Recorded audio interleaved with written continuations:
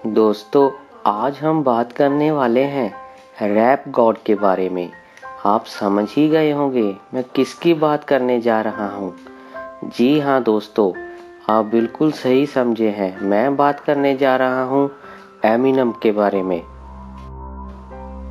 दोस्तों, एमिनम का जन्म Saint Joseph Missouri United States में हुआ था। जब उनका जन्म हुआ तब उनकी माँ सिर्फ 17 साल की थी। एमिनम ने अपने पिता को कभी नहीं देखा। वो अपनी माँ के साथ ही बड़े हुए।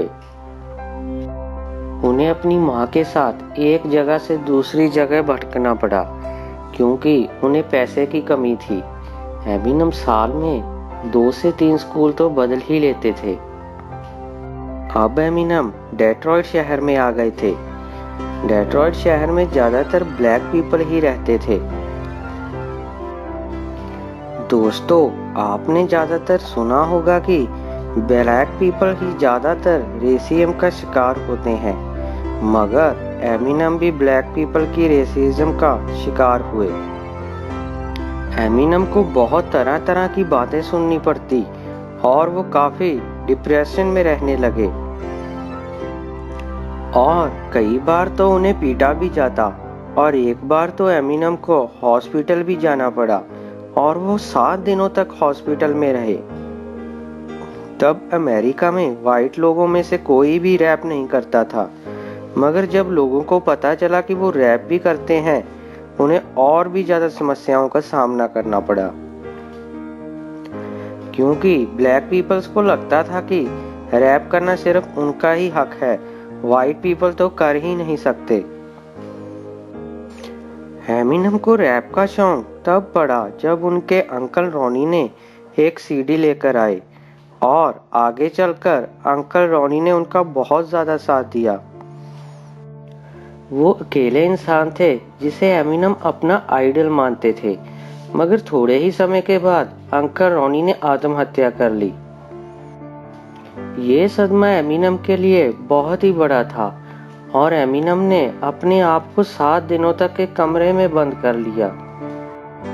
उन्होंने किसी से भी बात नहीं की। उनके अक्सर अपनी माँ के साथ झगड़े होते रहते।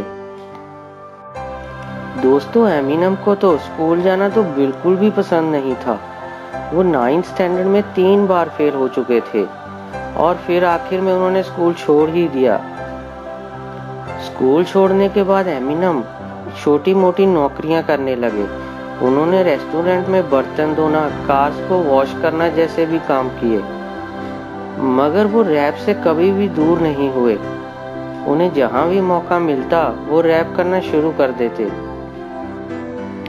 दोस्तों, एमिनम ने बहुत ही स्ट्रगल करने के बाद अपना पहला एल्बम इन्फिनिटी लॉन्च किया, मगर बहुत बुरी तरह से वो फ्लॉप रहा।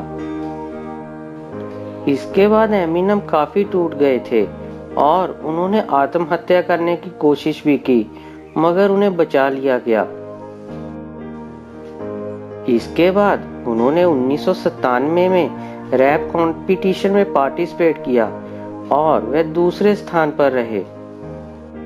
उस टाइम के सबसे जबरदस्त रैपर डॉक्टर ड्रे उनसे बहुत ही प्रभावित हुए और फिर उन्होंने एमिनम के साथ काम करने का मन बना लिया और 1999 में उन्होंने एमिनम के साथ स्लिम शैडी नाम की पहली एल्बम लॉन्च की।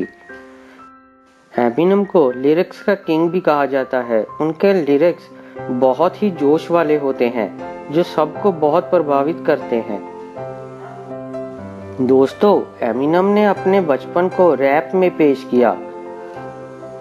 इस एल्बम का नाम ब्रेन डैमेज था, जो कि बहुत ही कंट्रोवर्शियल रही थी। एमिनम ने 8 माइल्स नाम की फिल्म भी की, जो कि उनके जीवन पर आधारित थी, जो कि एक बहुत ही मोटिवेशनल फिल्म है। दोस्तों, एमिनम अब तक 15 ग्रैमी अवार्ड जीत चुके हैं। द मार्शल मैथर्स यूएसए की सबसे ज्यादा बिकने वाली रैप एल्बम है। 2013 में रिलीज हुए रैप गॉड गाने में उन्होंने 1500 वर्ड्स यूज किए, मतलब उन्होंने 1 सेकंड में 4.28 वर्ड्स बोले और यह एक गिनीज वर्ल्ड रिकॉर्ड है। और उसके बाद फिर उन्होंने अपना ही रिकॉर्ड तोड़ा और 16 सेकंड्स में 100 वर्ड्स बोले। ये रिकॉर्ड आज भी उनके नाम पर ही है।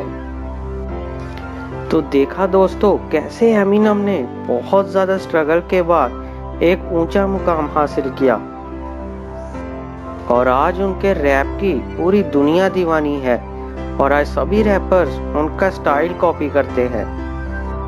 दोस्तों, हमें उम्मीद है कि ये वीडियो आपको बहुत मोटिवेट करेगी। दोस्तों, हमारी इस वीडियो को ज़्यादा से ज़्यादा लाइक और शेयर कीजिए। इस वीडियो को देखने के लिए आप सभी का बहुत बहुत धन्यवाद।